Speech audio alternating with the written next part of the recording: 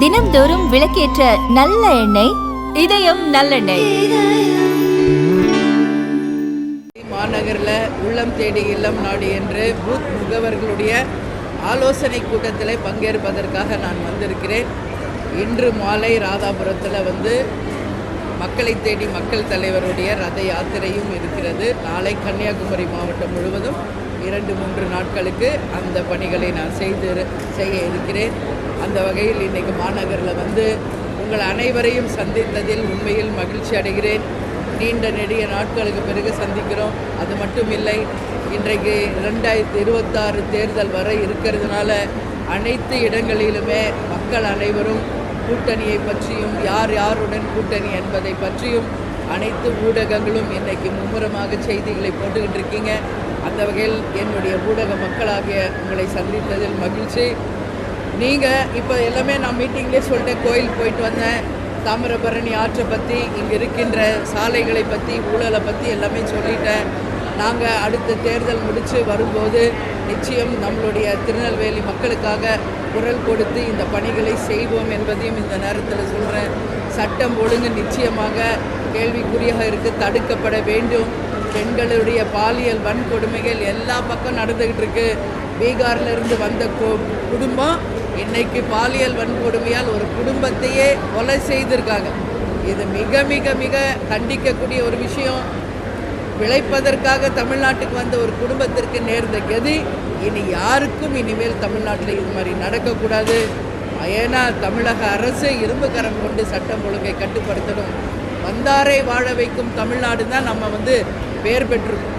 இது தவறு. அதே மாதிரி மதுரையில் ஒரு அரசு அதிகாரி தவறை சுட்டி காட்டுறதுனால பெட்ரோல் ஊற்றி எரிக்கப்பட்டிருக்கார். இவனுங்களுக்கெல்லாம் தூக்கு தண்டனை கொடுக்கணும். அந்த அம்மாவை எரித்தவராக அவருக்கும் சரி, ஒரு பீகார் குடும்பத்தை அழித்தவர்களுக்கும் கட்டாயம் தூக்கு தண்டனை கொடுக்கணும். அப்போ தான் இனிமேல் இந்த மாதிரி நிகழ்வுகள் நடக்காது. அதே மாதிரி நேற்று பார்த்தா ஒரு உணவகத்தில் வேலை பார்க்குற பெண்ணுக்கு பாலியல் வன்கொடுமை. திருநெல்வேலியில் பார்த்தா ஸ்கூல் பிள்ளைங்க ஒருத்தர் கத்தியில் எடுத்து வெட்டிக்கிறாங்க. இதுக்கெல்லாம் காரணம் டாஸ்மாக்கு, கஞ்சா, போதை விற்பனை, சட்டம் ஒழுங்கு தான். இங்கே ஜாதி பிரச்சனையும் அதிகமாகுது. இதெல்லாம் தடுக்கப்படணும். போகும்போது எல்லாம் என்ன கொண்டு போகிறோம்? கேப்டன் சொல்கிற மாதிரி யாரும் போகும்போது ஒன்றும் கொண்டு போகிறதில்ல. அருணா கொடியை கூட எடுத்து விட்டு தான் புதைக்கிறாங்கன்னு தலைவர் சொன்னது தான் உண்மை. அதுதான் உண்மை. ஒரு தலைவர் கடவுள் மாதிரி வாழ்க்கை தத்துவத்தை சொல்லிட்டு போயிருக்கார். நாம் இருக்கும் காலம் ஒருத்தருக்கு ஒருத்தர் அடிச்சுக்கிட்டு போகாமல் ஈகோ, ஒருத்தருக்கு ஒருத்தர் போட்டி போட்டு வாழ்ந்துக்கிட்டு இருக்கு. இதெல்லாமே இல்லாமல் அனைவரும் சந்தோஷமாக அமைதி பூங்காவாக தமிழ்நாடு இருக்கணுன்றது தான் தேமுதிகவினுடைய எண்ணம், கோரிக்கை. எல்லாருக்கும் நல்லது நடக்குதுன்னு தான் நான் நினைக்கிறேன், கேட்டுக்கிறேன்.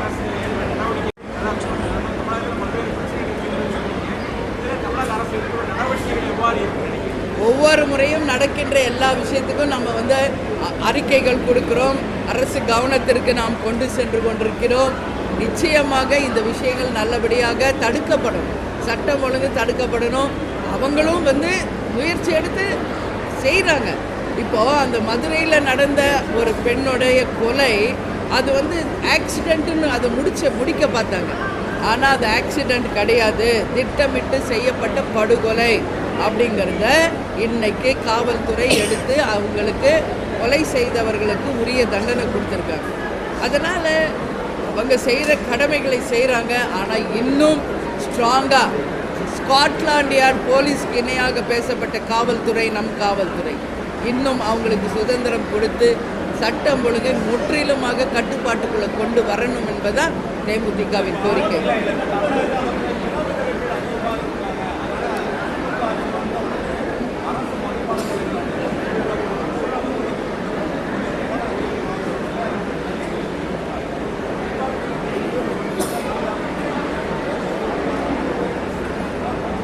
மதுபான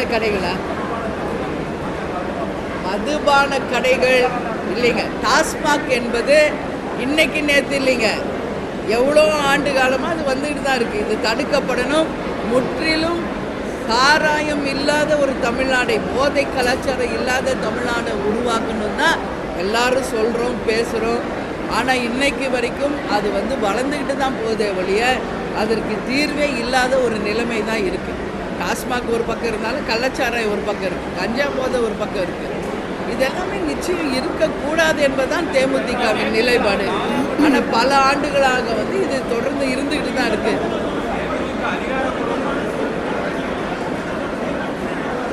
இல்லை, இது வந்து அவங்க தமிழக அரசிடம் நாம் அதை கேட்கும்போது அதிகமாக வந்து நேரங்களை நாம் குறைக்கிறோம், நம்பர் ஆஃப் அந்த டாஸ்மாக் கடைகளுடைய எண்ணிக்கையை நாங்கள் குறைத்து கொண்டிருக்கிறோம், பள்ளி அதே மாதிரி கோவில்கள் கிட்ட இருக்கிற டாஸ்மாக் கடைகளை எல்லாம் அகற்றி கொண்டிருக்கிறோம் அப்படின்னு தான் சொல்கிறாங்க. பட் உண்மையில் நம்ம பார்த்தோம்னா அப்படி இருக்கா என்பதை மக்கள் நீங்கள் தான் சொல்லணும். எல்லா ஊருக்கும் சுற்றுப்பயணம் செஞ்சுட்டு இருக்கிறீங்க. அதான் நான் சொல்கிறேன், ஒரு ஸ்கூல்லேருந்து கல்லூரியிலேருந்து பெண்கள்லேருந்து இன்னைக்கு எல்லாருமே அந்த மாதிரி இருக்காங்க. இது முற்றிலும் தடுக்கப்படணுன்றது எங்கள் கருத்து சொல்கிறேன்.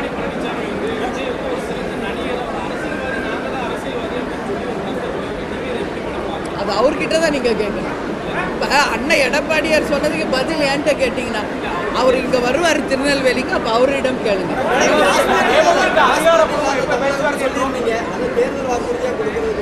கண்டிப்பாக. இப்போ நாங்கள் வந்து 2010 தேர்தல் அறிக்கை புக்கு நாங்கள் ரெடி பண்ணோம். கூட்டணிக்குள்ளே போகும்போது கூட்டணியோடு சேர்ந்து தான் எங்களுடைய அறிக்கையும் இருக்கும். உறுதியாக நாங்கள் இடம்பெறும் கூட்டணி ஜெயிக்கும், ஆட்சி அமைக்கும். அந்த பட்சத்தில் உறுதியாக ஆட்சி அமைப்பவர்களிடம் நாங்கள் மக்கள் பிரச்சனையை எடுத்து சென்று இந்த பிரச்சனைக்கெல்லாம் நிரந்தர தீர்வு வரணும்னு கண்டிப்பாக மக்களுக்காக கோரிக்கை வைப்போம்.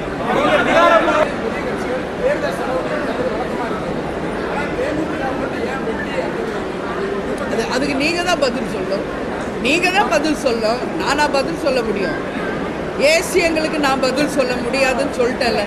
இன்னைக்கு வரைக்கும் சொந்த உழைப்பில் கட்சியை நாங்கள் வளர்த்துக்கிட்டு இருக்கோம்னு சொல்லிட்டேன். அப்புறம் அதை பரப்புறது எழுதுறது பத்திரிகையாளர்கள் நீங்கள் தான் அதை பரப்புறீங்க. அப்புறம் அதே கேள்வி ஏன்ட்ட கேட்குறீங்க? இது எவ்வளோ பெரிய ஒரு தவறான ஒரு முன்னுதாரணம் தெரியுமா? திருப்பி பேசுறதுக்கு எனக்கு ஒரு நிமிஷம் ஆகாதுங்க. நான் கண்ணியத்தை காப்பாற்றுறேன், புரியுதுங்களா? நான் என்னுடைய வார்த்தைகளை நான் அளந்து தான் நான் பேசுவேன். கண்ணியத்தை காப்பாற்றுறேன். இது கட்சி நியாயமான கட்சி, லஞ்சம் ஊழலுக்கு அப்பாற்பட்ட கட்சிங்க. எவ்வளோ வாய்க்கு வந்தது எது வேணாலும் பேசலாம் கிடையாது.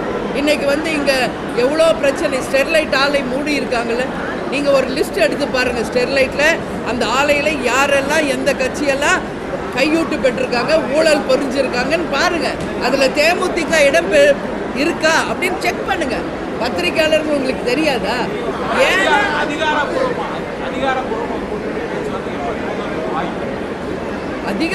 இப்போ என்னுடைய இல்லை. ஆமாம் ஆமாம் ஆமாம். இப்போ என்னுடைய பயணம் வந்து நான் போயிட்டுருக்கேன், உங்களுக்கு பார்க்குறீங்களே. இது முடியறதுக்கு 3ஆம் தேதி ஆகும்.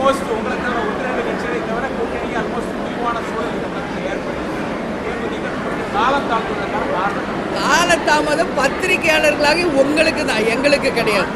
புரியுதுங்களா? இருங்க, காலதாமதம் என்ற கருத்து பத்திரிகையாளர்களாக உங்களுக்கு தான், எங்களுக்கு கிடையாது. இருங்க, எலெக்ஷன் டேட் அறிவிச்சிட்டாங்களா? எலெக்ஷன் டேட் டிக்ளேர் பண்ணிட்டாங்களா? இல்லை, நான் கேட்குற கேள்விக்கு பதில் சொல்லுங்கள். எலெக்ஷன் டேட் டிக்ளேர் பண்ணிட்டாங்களா? வேட்பு மனு தாக்கல் செய்கிற டேட் கொடுத்துட்டாங்களா? ஃபைனல் ஓட்டர் லிஸ்ட் அறிவிச்சிட்டாங்களா? சொல்லுங்கள். எதுவுமே இல்லை.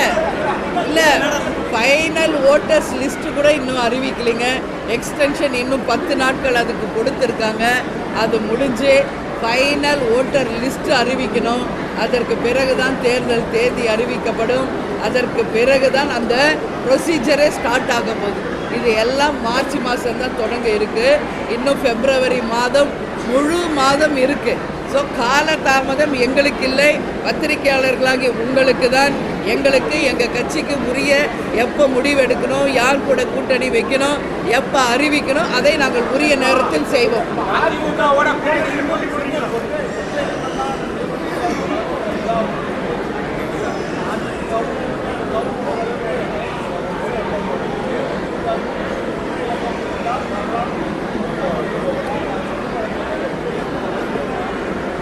யார் சொன்னது? முதல்ல அது யார் சொன்னது அது சொல்லுங்க எனக்கு. இல்லைங்க, அது யார் முதல்ல அது சொன்னோம் இல்லைங்க, நீங்கள் சொல்கிறீங்க யார் அதை சொன்னது அது சொல்லுங்க. சமூக வலைதளத்தில் யாரோ சொல்கிறதுக்கு நான் எப்படி ஒரு பொதுச் செயலாளராக பதில் சொல்ல முடியும் நீங்கள் எதிர்பார்க்குறீங்க? நான் தான் லேட்டே இல்லைன்னு சொல்லிட்டேனே. லேட்டே இல்லையே, நீ உங்களுக்கு தான் அது லேட்டு, எங்களுக்கு லேட்டு கிடையாது. எங்களுக்கு லேட் இல்லை. மேடம், நீங்கள் தேர்தலில் போட்டியிடுறதுக்கு வாய்ப்பு இருக்கிறதா? உங்களுடைய கட்சி தொண்டர்களை உற்சாகப்படுத்துறதுக்கு நீங்கள் களம் காண்பீங்களா? அதே விருத்தாச்சலம் பகுதியில் வாய்ப்பு இருக்கிறதா? இதுவரைக்கும் தேசிய முற்போக்கு திராவிட கழகத்தில் முக்கிய நிர்வாகி எல்லாருமே போட்டி போட்டிருக்கோம். கேப்டன் போட்டி போட்டிருக்கார், நான் போட்டி போட்டிருக்கேன், விஜயபிரபாகர் போட்டி போட்டிருக்கார், சுதீஷ் போட்டி போட்டிருக்கார், எங்களுடைய மாவட்ட செயலாளர்கள் எல்லாரும் போட்டி போட்டிருக்காங்க. அதனால் இது ஒரு கேள்வியே கிடையாது. களத்தில் இறங்கி விளையாடுவீங்களான்னு கேட்டிங்கன்னா, இல்லை களத்தில் இறங்கி விளையாடுவீங்களான்னு விளையாடுவோம், கண்டிப்பாக விளையாடுவோம். உரிய நேரம் வரும்போது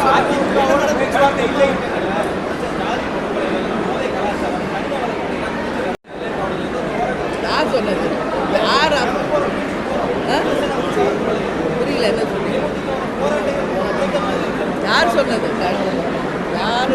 நாங்கள் தாங்க களத்தில் இறங்கி ஸ்பாட்டுக்கே போய் நான் தாங்க ஆய்வு பண்ணேன். நான் தான் போய் ஆய்வே பண்ணேன். அனைத்து கனிம வள கொள்ளை நடக்கிற அத்தனை இடங்களுக்கு நேரடியாக நான் போய் ஆய்வு செஞ்சேன். அத்தனை இடத்துலையும் நான் ஆர்ப்பாட்டத்துக்கு நேரடியாக வந்தேன். நீங்கள் ஒருவேளை அதை நோட் பண்ணலையா என்னன்னு தெரியல. எல்லா இடத்துலையும் எந்த பிரச்சனை நடந்தாலும் அது நம்மளுடைய பட்டதாரி ஆசிரியர்களோ, செவிலியர்களோ, மருத்துவர்களோ, மாணவர்களோ யார் ஆர்ப்பாட்டத்தில் கலந்துங்களோ முதல் ஆளாக நான் போய் அவங்களுக்காக குரல் கொடுத்தேன். அந்த இடத்துக்கு நான் சென்று பார்த்துக்கிட்டு தான் இருக்கேன். பார்க்கல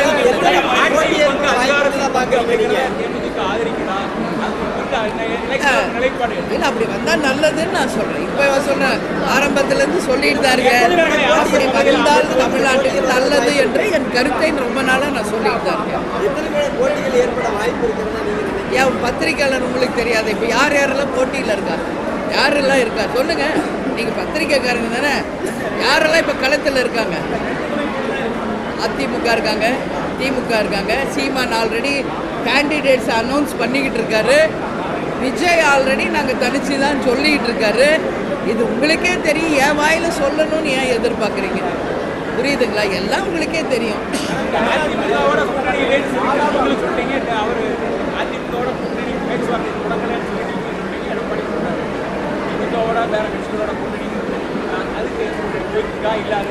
இல்லை, இதுக்கு நான் பதில் நிறைய தடவை சொல்லிட்டேனே.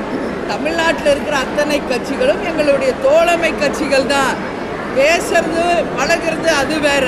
ஆனால் அரசியல் என்று வரும்போது, கூட்டணி என்று வரும்போது அது வேற. எங்களுக்குரிய அந்த மரியாதை, எங்களுக்குரிய அந்த நியாயம் எங்கே கிடைக்குதோ அங்கே தான் எங்கள் மாவட்ட செயலாளர்கள் விரும்புகின்ற இடத்தில் நிச்சயம் கூட்டணி அமைப்போம். உங்கள் அவசரத்துக்கு நான் உடனே அறிவிக்கணுன்றது கிடையாது. ஏன்னா உங்ககிட்ட சொல்லியிருக்கேன், மாநாட்டில் சொல்கிறேன், நீங்கள் அப்புறம் சொல்கிறீங்க. நீங்களாக சொல்லாதீங்க. இது எங்கள் கட்சி எப்போ டிசிஷன் எடுக்கணும் சொல்லணும்னு நான் சொல்கிறேன்.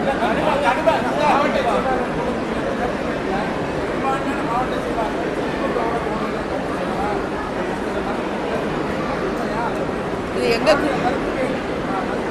சரி கேட்குறீங்க, நானும் கேட்குறேன். இப்போ உங்கள் குடும்பத்துக்குள்ளே நீங்கள் ஒரு பர்சனலாக ஒரு டிஸ்கஷன் பண்ணுறீங்க, அது பொது வெளியில் சொல்லுவீங்களா?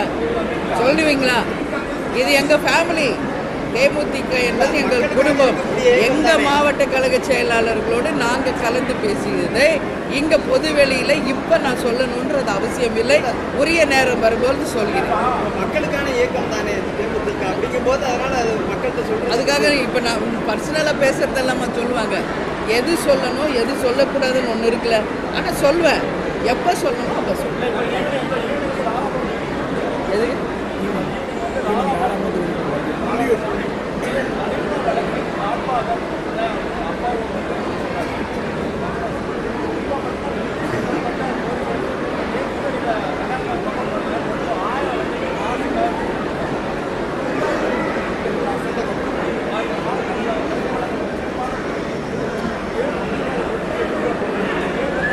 சரி, நான் ஆலங்குளத்தில் இதுக்காக ஆர்ப்பாட்டம் பண்ணி நேரடியாக அந்த ஸ்பாட்டுக்கே நான் போனது உங்களுக்கு தெரியுமா?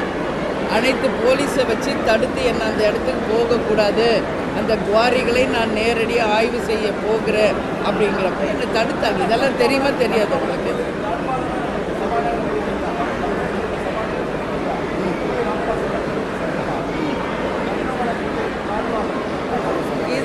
யார் சொல்றது சொல்லாததெல்லாம் கிடையாது. இதுதான் உண்மையாக நடக்குது. யார் சொன்னாலும் இது இல்லை அப்படின்னு மறுக்க முடியாது, மறைக்க முடியாது. சரிங்களா? ஆனால் சொல்கிற எல்லாருமே உண்மையிலே நியாயமாக இருக்காங்களான்றது யோசிச்சுக்கணும். யாரையோ ஒருத்தர் உதாரணம் சொன்னீங்களே, அவங்க சரியான உதாரணமாக வாழ்ந்துருக்காங்களா அப்படின்றதுக்கு பதில் சொல்லுங்கள் சார். இன்னைக்கு வரைக்கும் தேமுதிக ஒன்று தான் சார் நியாயத்துக்கு, தர்மத்துக்கு, ஊழலுக்கு அப்பாற்பட்டு மக்களுக்காக உழைக்கின்ற உண்மையான கட்சி. அதனால தான் நான் சொல்கிறேன், எங்களுக்குரிய மரியாதை, அங்கீகாரம் நிச்சயம் எங்கு கிடைக்குதோ அங்கு நாங்கள் கூட்டணி அமைப்போம். நிச்சயம் நாங்கள் அங்கம் வகிக்கும் கூட்டணி ஜெயிக்கும், ஆட்சி அமைக்கும். அன்றைக்கு இந்த மக்கள் பிரச்சனை அத்தனையும் அரசு கவனத்திற்கு கொண்டு சென்று மக்களுக்காக சட்டசபையில் நாங்கள் நிச்சயம் வாதாடுவோம், போராடுவோம். ஒரு நல்ல தமிழ்நாட்டை நாங்கள் உருவாக்குவோம் என்பதை இந்த நேரத்தில்